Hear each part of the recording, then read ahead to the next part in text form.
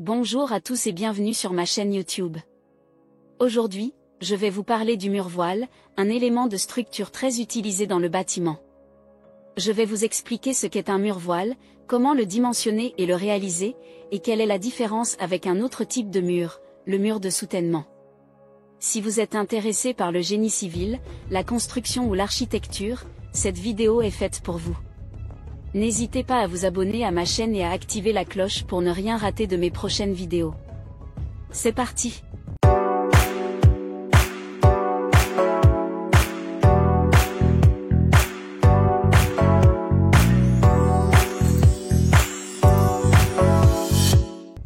Qu'est-ce qu'un mur voile? Un mur voile, aussi appelé mur porteur, est un mur qui aide à soutenir le poids des étages et du toit d'un bâtiment. Il joue également un rôle important pour empêcher le bâtiment de bouger sous l'effet du vent, des secousses sismiques ou des déformations. En d'autres termes, il maintient le bâtiment stable. En revanche, un mur non porteur est un mur qui n'a pas de rôle dans la stabilité du bâtiment. Il est principalement utilisé pour diviser les espaces à l'intérieur du bâtiment, comme créer des pièces séparées. Ce type de mur peut être retiré ou modifié sans risquer d'affaiblir la structure du bâtiment. Un mur voile classique est généralement constitué d'une fine paroi en béton renforcé avec de l'acier. Le béton renforcé est un matériau fort, à la fois résistant à la compression et à la traction. Il dure longtemps et offre la flexibilité nécessaire pour créer différentes formes. Comment dimensionner un mur voile? Le dimensionnement d'un mur voile, c'est comme trouver les bonnes mesures pour le rendre solide et fonctionnel en fonction de ce qu'il doit supporter. Voici les principes clés du dimensionnement d'un mur voile. 1. Sécurité. Le mur voile doit être suffisamment solide pour résister sans se casser ni se fissurer. 2. Stabilité. Il doit être solidement attaché aux fondations et aux autres parties de la structure pour éviter de basculer ou de glisser. 3. Performance. Il doit remplir son rôle en tant que composant structurel, et également répondre aux besoins acoustiques, thermiques et esthétiques du bâtiment. 4. Économie. Le mur voile doit être conçu de manière à réduire les coûts de matériaux et de main-d'œuvre. Pour dimensionner un mur voile, nous commençons par identifier les charges qu'il doit supporter. Il y a deux types de charges. Les charges permanentes, ce sont les charges qui restent constantes avec le temps, comme le poids du mur, des planchers et de la toiture. Les charges variables, ce sont les charges qui peuvent changer, comme les personnes, les meubles, les équipements, les forces climatiques, vent, neige, ou les situations exceptionnelles, séismes, explosions. Ces charges permanentes et variables sont combinées pour obtenir les charges maximales que le mur voile doit supporter. Pour plus de sécurité, on y ajoute des marges de sécurité qui prennent en compte les incertitudes dans les données et les méthodes de calcul. Ensuite, nous calculons les efforts résultant de ces charges sur le mur voile. Il y a trois types d'efforts. 1. Les efforts normaux. Ce sont les forces qui agissent perpendiculairement à la surface du mur, provoquant une compression ou une tension. 2. Les efforts tranchants, ce sont des forces qui agissent parallèlement à la surface du mur, provoquant un glissement ou un cisaillement. 3. Les moments fléchissants, ce sont des forces qui tendent à plier ou faire tourner le mur autour d'un axe. Ces efforts normaux, tranchants et fléchissants sont calculés à l'aide de formules ou de logiciels spécifiques, en fonction de la forme du mur et de la manière dont il est relié à la structure. Enfin, nous vérifions que le mur voile peut résister à ces forces sans dépasser les limites acceptables.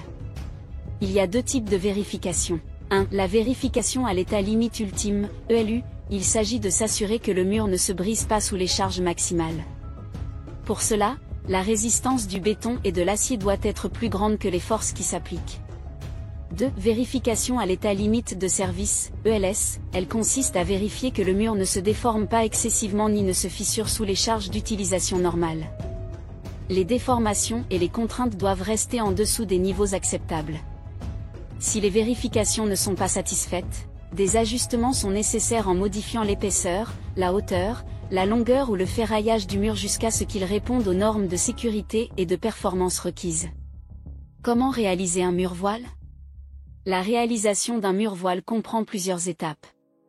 1. La préparation du chantier, elle consiste à délimiter l'emplacement du mur voile, à tracer son axe et son niveau, à creuser les fouilles pour les fondations et à installer les équipements nécessaires, grues, échafaudage.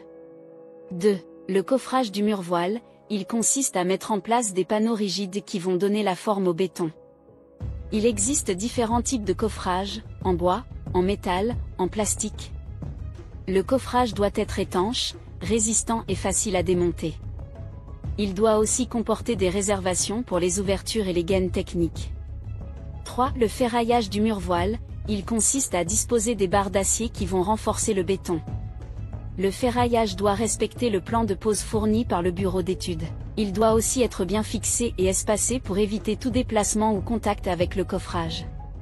4. Le coulage du béton, il consiste à remplir le coffrage avec du béton frais. Le béton doit être dosé, malaxé et transporté selon les règles de l'art. Il doit aussi être vibré pour chasser l'air et assurer une bonne compacité. Le coulage doit se faire en continu et par couches successives pour éviter les joints de reprise. 5. Le décoffrage du mur voile, il consiste à retirer le coffrage après la prise du béton. Le décoffrage doit se faire avec précaution pour ne pas endommager le béton ni le ferraillage. Il doit aussi respecter le temps de séchage nécessaire pour que le béton atteigne sa résistance finale. 6. La finition du mur voile, elle consiste à traiter la surface du béton pour lui donner l'aspect souhaité. Il existe différents types de finition, brute, lisse, talochée, bouchardée. La finition peut aussi comporter des éléments décoratifs comme des enduits, des peintures ou des parements. Quelle est la différence entre un mur voile et un mur de soutènement ? Un mur de soutènement est un type particulier de mur qui sert à retenir des terres ou des matériaux granulaires, comme du sable ou du gravier, sur un terrain en pente. Un mur de soutènement permet de créer des espaces plats ou des terrasses, ou de protéger des infrastructures comme des routes ou des ponts. Un mur de soutènement se distingue d'un mur voile par sa fonction et sa conception. Un mur de soutènement sert à résister aux forces exercées par les terres ou les matériaux qu'il retient, que ce soit leur poids, leur pression, ou les changements de conditions environnementales. Il doit supporter des charges horizontales significatives, en plus de son propre poids. La conception d'un mur de soutènement dépend du type de sol, du niveau de la nappe phréatique, de l'inclinaison du terrain et du matériau retenu. Il existe différents types de murs de soutènement, qu'ils soient en béton armé, en maçonnerie, en pierre, en bois ou en métal. Certains murs sont autostables, se tenant grâce à leur propre poids et forme, tandis que d'autres sont ancrés dans le sol avec des pieux, des tirants ou des clous. Certains sont équipés d'un drainage pour évacuer l'eau accumulée derrière eux, tandis que d'autres sont étanches pour empêcher le passage de l'eau.